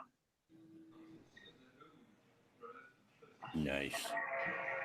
So, and a side story which I just thought about, which I've got to get to my editor and tell her not to go put the book to print, because I got to put that story of Paul Byrne, because the side story is this that people do and do not know about. Sharon and Jay were engaged. Sharon lived in Paul Byrne's house. Paul Byrne was married to, oh crap, what's the broad's name? It's awesome. Who's Paul Byrne's wife, guys? Come on. You know who she was, the blonde. Yeah. Elizabeth Taylor. Oh, she had a lot of blonde, not like this. What was her name? It's terrible for me. I watched all the freaking movies about it. Lombard. No, she's from the 1930s. Let me go look at the guy. Marilyn Monroe? 1930s, Oh, not okay. 1960. Let's see. What? Paris Hilton. You're a psychic or just psychotic? I think the word psychotic came out versus psychic. Here, I'll give you Paul Byrne's wife. Paul Byrne's wife. Mrs. Burns, of course. Oh, yeah.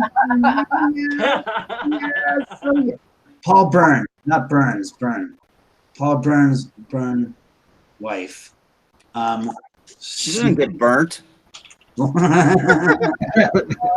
No, stop with the humor. You're not, here it is.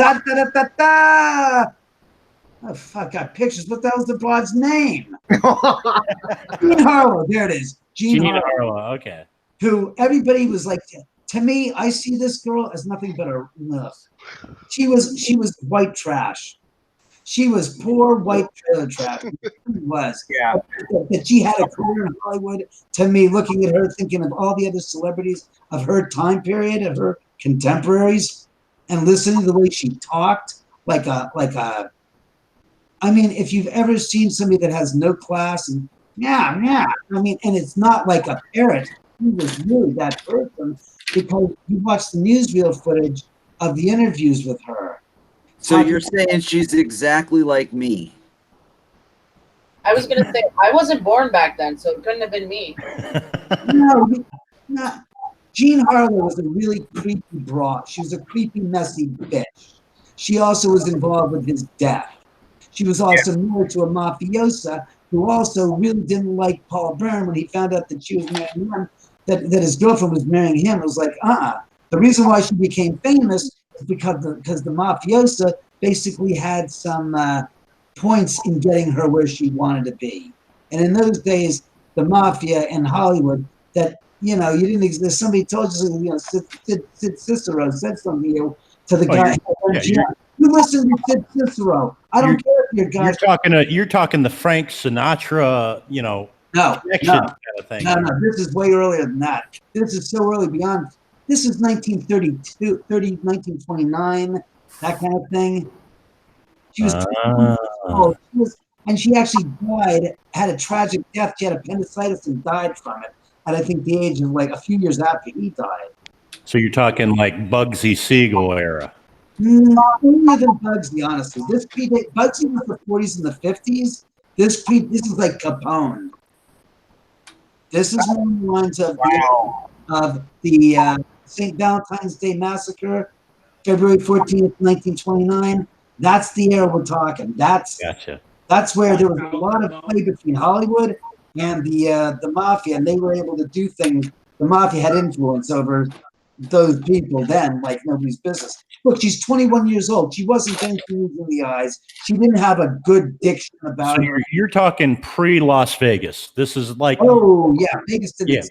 Pre-Las Vegas, because literally they went out, they tried to take out of Hollywood, got kicked out of California, decided they're going to build the Flamingo in the desert, and like that's how that ties in. Like they literally at one point was trying to take over Hollywood. Right. Well, the story was that this guy, Paul Byrne, who was a famous producer at MGM, married this young bombshell. And it was kind of strange. It was a very short courtship, etc. And she had a very, very, very, very sick, wicked stage mother. When let's just say that she like Sybil.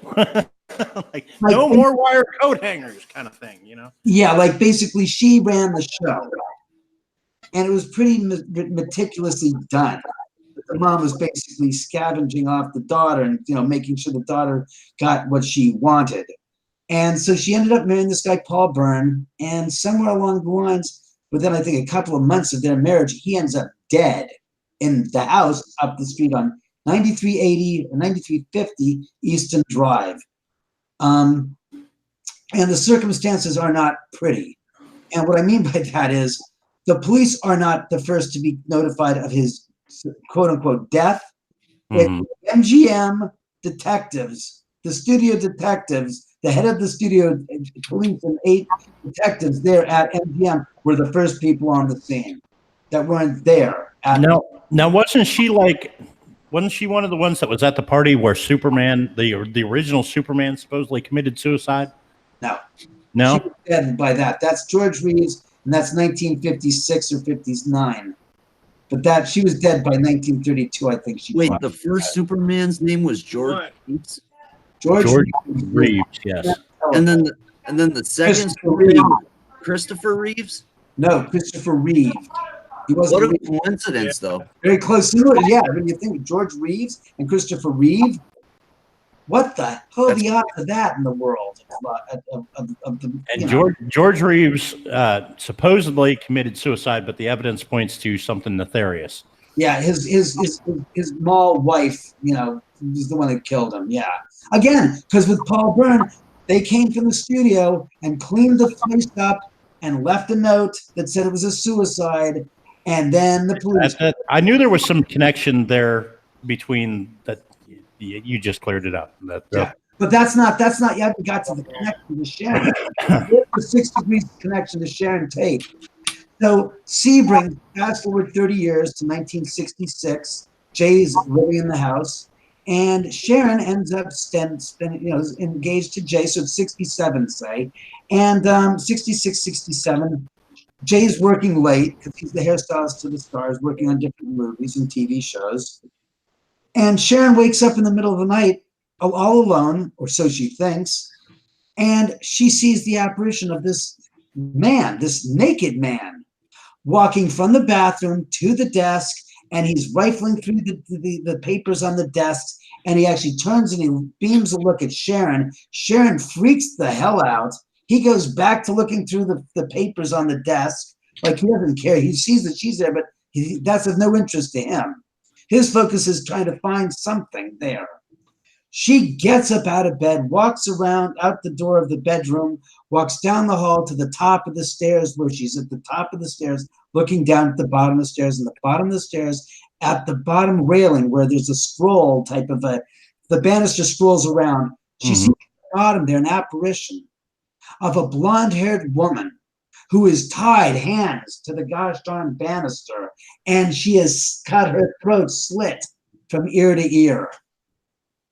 She walks down the goddamn staircase, get this, goes in past, walks around the apparition of this blonde, blood-drenched, slit throat. Goes in and makes a drink at the bar.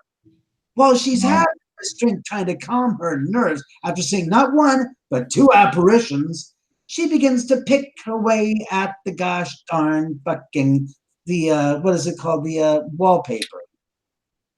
And she picks herself a nice little piece, maybe about like 3 inches in diameter. And she then goes back upstairs. Now, I don't know if the apparition is there, but this was a statement that was reported in a magazine back in the day that she told. And it's an article that was there. So when people said you're making this stuff up, it's like, unfortunately, I can't take claim for that because Sharon had it documented in an interview in some magazine in 1968, and it's still there, and it's in her own gosh darn words. That's crazy. So she goes back upstairs and she goes to bed. The following morning, Jay wakes her up and said, "Hon, what gives? What happened?" Takes her downstairs to the goddamn bar again to point out the 3-inch section of wallpaper that's been picked out by her the night before, because she thinks it's all a gosh darn dream. And this basically goes counter the dream. It's happened. What you saw, if nothing else, you were certainly down here picking away at the wallpaper, so you were here in this room. So that was like her, like having a premonition about. That's what I was thinking. Like her premonition of what was happening to her. Maybe the blonde tied up with her throat slit was actually her. It could have been, but the problem is they didn't slit her throat. I've seen the pictures at the morgue at the LAPD that they have in the seal. Yeah, I've seen them. No, let's be honest here. I asked them about that very same thought. I said, wait a second, I've seen pictures on it. He goes, yeah. They said, look, some of the officers that worked the case back in the day took some souvenirs home after the case closed. And he goes, but we got wind of it, and all of the rest of the non-released photographs are still locked up in this old 1880s style safe in down in the heart and bowels of LAPD's Parker Center. And I will never forget it. It's an old, I mean, it's like out of a movie. It's an old bank type of a safe that's a freestanding safe that probably is about, I'd say almost 6 feet tall, probably about 20, maybe 36 inches, maybe 44 inches wide. And it goes back about, it was, probably about 4 feet, maybe 3 or 4 feet. And it was this, crazy looking olive drab. And it had stenciled, what do you call it? Fleur-de-lis all around the edges and the lines and stuff in gold leaf. Like it was the original. I'm thinking, and that's where they have these files. And I said, so he goes, none of these pictures have you ever seen on the internet? And I'm like, really? He goes, we don't have copies of these out. These are the originals, and there's never been So I'm looking through pictures. First thing, I looked through about 1,000 photos of the La Bianca thing, which were not. Get this. They were labeled on the box, Tate La Bianca. Not one single photograph of Tate was in those boxes that I went through. And then I had to come back a second time. I said, oh, the Tate photos are actually in the sealed vault. So that's when I saw the sealed vault, and they went through the whole thing, and they brought out this box. And I saw the morgue pictures of Wojciech, Abigail, Sharon. I saw the on-site photographs, the old-fashioned 4x4 with a little white border around them, photographs from 1969 of them. I saw the Polaroids. It was just, she had 16 stab wounds. Let's be clear. That wasn't all that I saw. I must have saw at least 20 lacerations, defensive wounds on her upper and lower arms. Like this, you can see the one cut, then it continues to the lower arm, to the tendons. I mean, I saw Abigail Folger sitting on the slab with a gash across the slice of a laceration across her cheek, where it was just sitting there, all cleaned up, but still the laceration in a black and white photograph. I mean, they're burned in my memory for life, I'm sorry to say. But the fact that these people come up for parole every now and then is pathetic. I'm sorry. They don't. I was actually really happy at my county for not for kicking Tex Watson out of here. Well, there's a couple of them, couple of the females that are actually out of prison now, right? No. None of the 5 that were involved in the murders got anywhere. They granted one of them, the parole board, idiots of all, granted one of them, I think it was Wesley Van Houten, most recently parole. Gavin Newsom, the present governor of California, like all the predecessors of his that were governors, all said no. Because you have to remember, these people were sentenced to death. The fact that they, got a break, that California reprieved the death penalty is secondary to the fact that, look, you're on death row. You don't get to go get a second chance after the jury convicted you and you admitted the crimes that you committed, and there's not a question of any DNA analysis. You openly admitted your guilt. You admitted it freely. You're not going to get out. I'm sorry. They will never see the light of free day ever. It's not going to happen. No, it's not. Never. Especially with Tex Watson, I think he's the last surviving one, or is there another one? There's plenty. As far as Leslie Van Houten's still alive. The only one who died was Susan Atkins and Oh, Charles okay. Manson. That's it. Everybody else is still quite But, alive. what was it? Squeaky Fromm. Lynette Squeaky Fromm, yeah, she's still alive. Hmm. But she wasn't. She tried to assassinate Gerald Ford in '74 or '75, but she's still quite alive. She's out of prison. Under Manson's command, tried to assassinate Gerald Ford. I believe it. I wholeheartedly believe it. There was a lot going on back then with the murders and stuff. Well, you got to remember, this is about the same time that, well, it was just a few years before they tried to assassinate Reagan. Yep. And that was what the hell was his name? Hinckley. John Hinckley. Yeah, he was so in love with that one chick from the movies. Hell was her name? Foster. Yeah, Jodie Foster. Yeah, that's it. Yeah. He was so in love with Jodie Foster that he thought by murdering the president, he'd get her attention. He'd impress her. Yeah. Yeah, there you go. What kind of nut job idea is that? What? What kind of nut job? Oh. Yeah, if I take out the president, then I get a date with Britney Spears. It doesn't make sense. I'd be like Nero saying, I'm going to storm Area 51 to go see the aliens to impress Lee and Ladybug. Oh, man. Don't mention my name in Area 51, and that's I don't want the government looking into me because whoever storms that place is Oh my gosh. Oh my gosh, you just reminded me. Listen, this is 100% true. I just the other day, oh, my camera's off. All right, just the other day, I found legitimate evidence of a reptilian shapeshifter. Straight up, no joke. Ghost Mafia seen it. A couple other people seen it. I can't release it as of this moment, but I do have the footage. This is 100% real. I'm not just talking crap. Am I talking crap, Ghost? You're 100%. Unfortunately, I don't buy into the whole reptilian theory or anything, but I have seen his evidence. It is remarkably compelling. The eyeballs, all right, this person lifts their glasses and you can and they lift their glasses so you can see their eyes, and their if you ever seen the movie Men in Black, where the alien figure at the beginning blinks his eyes sideways, that's what she does. Well, she's just breathing then. Yeah, I guess so. Those were gills. It freaked me out, man. I've never seen that like from somebody that I actually have like interacted with. Like, I've always thought it was like computer effects, something like that. But this, nobody noticed it. I noticed it. I was just like, wait a minute, what the hell is that? And I can't wait to share it with everybody. Oh, yeah. Now, guys, we haven't been interacting with the chat through the whole thing tonight. And so many stories to share, so much stuff that's went on, history being taught. We really haven't interacted with the chat. I want to thank the chat for hanging out with us tonight, hanging in there.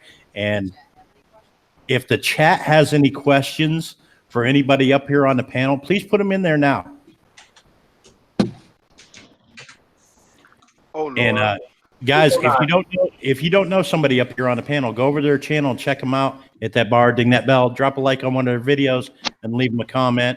And what about David's book too? David's coming out with a book. Yes, thank you for mentioning that. I wouldn't want to say anything, but yeah, I've got a book that I finally put down on paper. The story of the backstory of the area, going back 300 years, talking with just a little bit, because I was fascinated when I found out that this whole freaking area was filled with Native Americans, and I'm not talking about like Apaches and Comanches, you know, with a teepee, but there were Native Americans that were here. Look, I had to deal with that crap with Zach Baggins on Ghost Adventures, where he put up pictures of Native Americans on horseback. I'm thinking, those are Plains Indians, you stooge.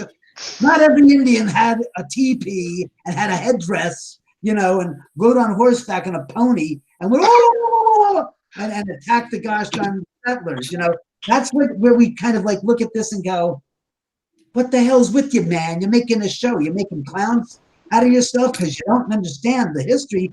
You seem to be taking a pretty derogatory tone toward these Native Americans. They're not getting pictures of the real people that lived here, which isn't that difficult. Well, you know, and this has been my theory over some of those shows. Like, if the hosts of those shows aren't educated enough to fascinate them with facts, what do?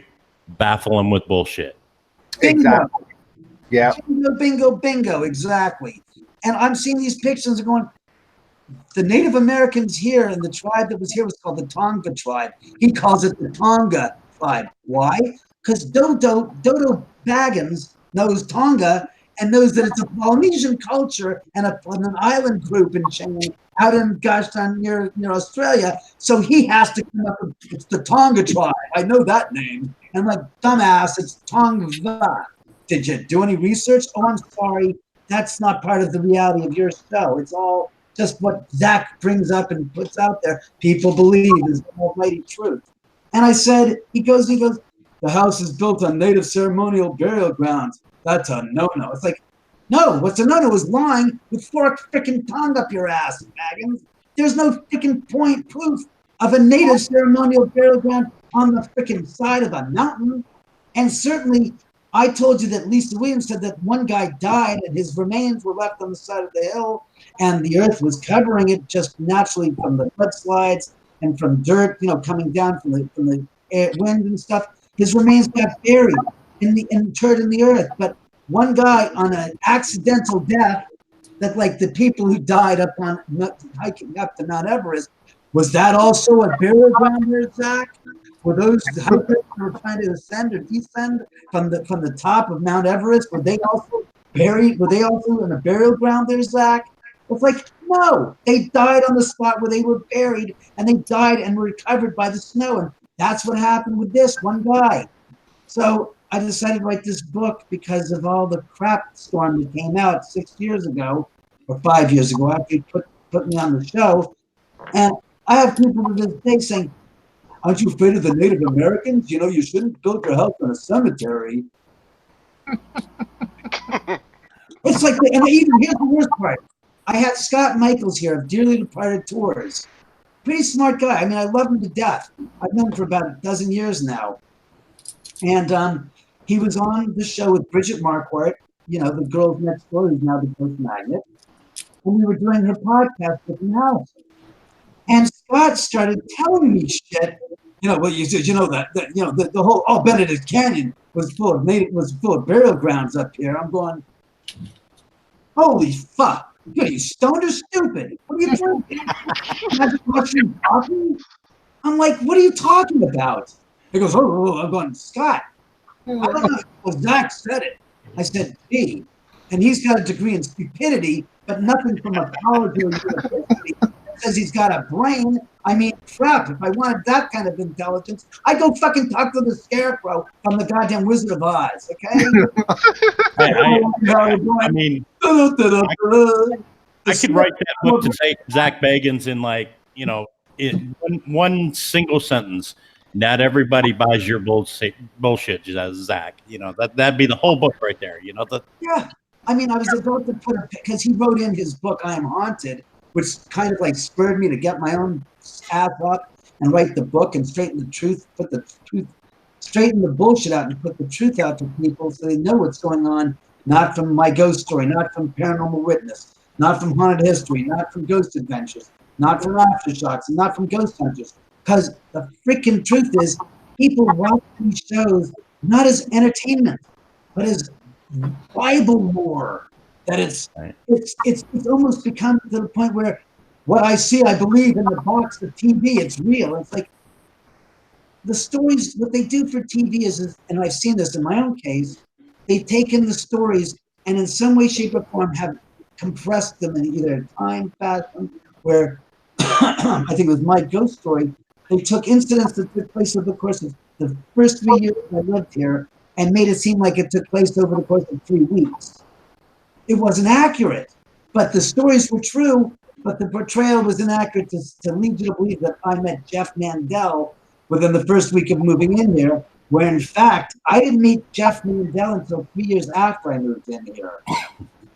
So that's why I said it. There was just so many things in these shows that, Zach was the worst because he made it out like there's, Native American spirits on, that are buried under the house and they're pissed off at me. And I just said, I'm going to put this down on paper. So the book's basically an autobiography for the past, for me personally, it's the past 20 years here. And I ended it in 2013 only because there's so much stuff that I got in between 2002 and 2013 that it became 200 and some odd pages. I said, it's enough. If I'm reading this thing, I don't want to read past 250 pages. I can't deal with that crap. Because I'm like, how many pages is this? I'm only at page 200. It goes, good. I have 50 pages left. That's good. I don't want War and Peace in my gosh darn lifetime to be a book like this thick and people are going, I can't get through it. It's like the Mueller report. It goes on and on.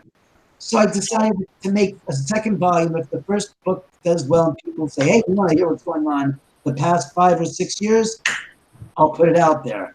Awesome. You know what the really sad part is?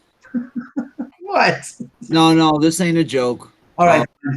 The really sad part is the trivializing of the paranormal to people who don't understand the paranormal, and they take these as facts. And me, myself, I personally do believe there is another side. They're able to communicate with us through certain means. I actually think that they are able to hurt us in certain ways.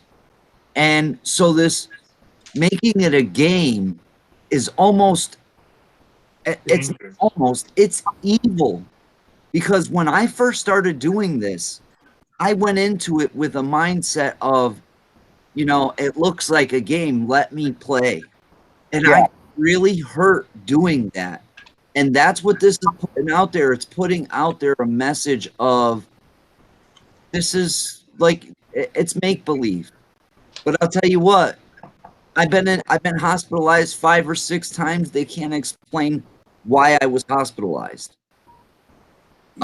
The worst streak of bad luck of anybody on YouTube I have ever freaking seen. And this is true. Like, literally, I had bad luck that got so ridiculous. I just got to a point where I was like, screw it, whatever. I'm just gonna go with it. I've got the worst luck ever of any man on the planet.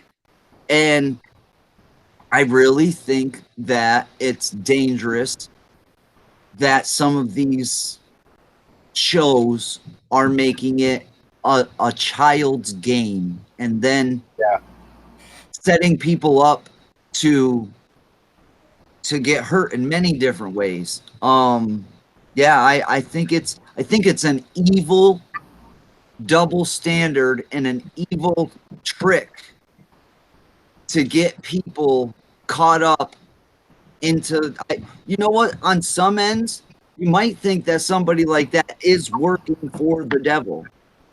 I don't want to sound like a whack job, but I have looked at it that way. Like, did this person really sell their soul to the devil? And that's why they're making it look like a joke. It's a joke. Yep. That brick just flew across the room. This is a joke. Why didn't it hit him in the head and knock him out? Let's be honest. If it really was through the brick, that goddamn brick would go right through his gosh darn skull and knock his ass senseless. That's the truth. And I heard the story about that brick it was freaking staged from the get-go. That's what I heard. I heard that he's been going in before shows and that and placing stuff here and there, and Well, we are at the 2-hour mark, guys. Now, Dave, you've got some stuff coming up at some events or something at your house coming up, right? Tomorrow night, as a matter of fact, I have to go upstairs and start prepping the dinner. I'm throwing my last barbecue dinner ghost hunt. I know it's unheard of, but I had a barbecue ribs and chicken restaurant, and I said, hey, what if we combined dinner and barbecuing in the summertime with a ghost hunt? So we've done that for a couple times, and it's been a great success, except on me. I've been there. I can verify how good that chicken was. Yeah, can't deal with it anymore. I have to prep the food the night before. It takes like 2 hours. Now, what's the name of your book? Ghosts of Cielo Drive. Ghosts of Cielo Drive, guys. Now, is it available on Amazon or? No, it hasn't. We haven't even gotten the press. So Okay. we'll hopefully have it out in 2 weeks on the anniversary. It'll go out. It'll be through a small micro publishing house just to start to get things going. I haven't touched anybody as far as Amazon. As far as audio books, somebody asked me if I would be interested in just oh God, talking for that long, reading my own script. God, I could do it, but and the tagline is the afterlife of Sharon Tate and other spirits at the Omen House. Nice. I'm gonna have to come out there to get my version. Fine. Yes. Right. We got to get out there, Lou. We definitely got to You get gotta out. get the hell out here and do a couple of live shows from the house. I want all 7 of you guys out here, each one doing a live show at the same time, to be able to take the country. See the rest of these idiots, we're all doing a live show at the same time. Hey, Ghost, if you're serious about coming out here and whoever else wants to come, let's maybe set up our own version of Paracon here on the West Coast. Yeah, why not? Well, it ain't gonna be anytime soon. I get a lot of stuff going on, especially October coming up. You know, the paranormal in October is just. No, I think we should all plan on, like, when you guys come out to California to investigate, like, let's set it up where we have the Omen House as our, like, Paracon area where we start at, and then we can go to different parts, like, because there's so much stuff. John, I actually like David's idea of flying out for one night. I might be able to get away for a week because I have kids, but I can definitely get away for a weekend. Right, hell yeah. Absolutely. Same here. We could probably do it a weekend. Yep. Oh, yeah. Let's And make it a then, Paracon. Lou, maybe one night Get at a David better Owen's weekend. house, and then the next night go over to that pet cemetery. As long You as know you what? stay right next to me, buddy. Now, here's an idea, just an idea, but literally, we could do a live stream investigation from the Omen House. Now, I won't be able to get out there probably this year. It probably won't be until next summer sometime if I can get out there. But I could do a live stream and then have each of you on panel from your phones or whatnot doing a live investigation. And anybody who's got something going on, I could click on their camera, put it up on the screen. We could literally do a live investigation Like a using live PD, but a live. God. yeah. And That's I a could good sit idea. here, I could present here. I'm going to present John. There's John's. There's John's feed right now. This is what's going on the floor that John is on. Okay, we got stuff going on over here. We got an EVP thing going on over here. Stop, Blah, blah, blah. stop touching your nipples, John. Okay. Oh wait, we've got activity with Lou Rock right now. There, Yeah, I'm we got always Lou Rock, touching my nipples. I can literally produce it on the fly, and we could do a live stream from the David Omen House on the Ghost Mafia channel. Hell yeah. Why What do not? you guys think? That shit. That'd be awesome. That'd be sweet. Yeah, to do like have us all be in different rooms at David's house. Yeah, Yeah. yeah, we can just I get kicked off by different ghosts. I love it. production. Gotta be a way to like. And then when we see the ghost having sex on the SLS camera again, Thanks, John. Giving away my Parapoint secrets. I really don't appreciate. You know, Well, but John, did you even notice what you just said was a setup for a freaking movie? Yeah, We're standing here and we're all in different parts of the house, each one of us in a different room. That to me is the greatest setup for a freaking horror story. A horror movie. Right? yeah. Right? Yeah. Like, I like Lou's idea of like, And it's all screaming. Oh, if this was Jason or Mike Myers, we'd be dead.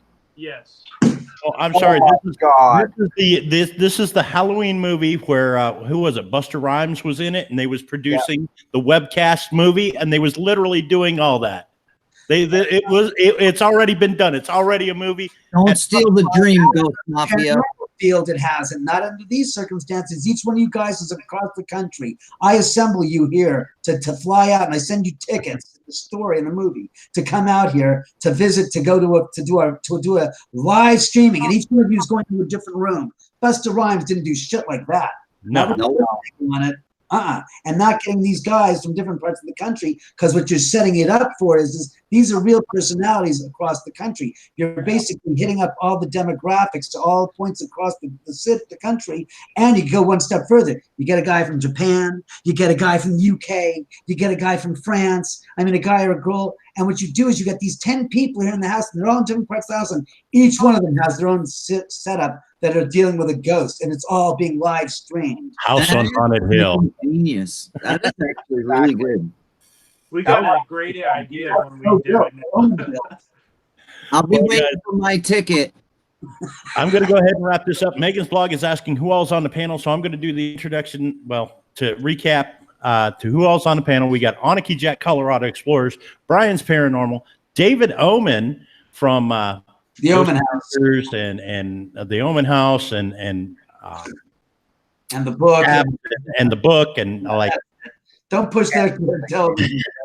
We got that HSFL guy over there, and then ladies. we got John from HSFL Paranormal. We got Lady Swan in there. We got Lou Rock in the house. We got Nero Trigger and myself, Ghost Mafia.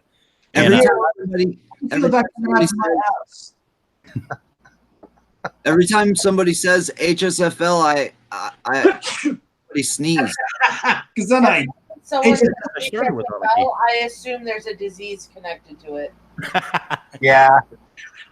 Do you know that John is known as the STD of the YouTube community? Yep.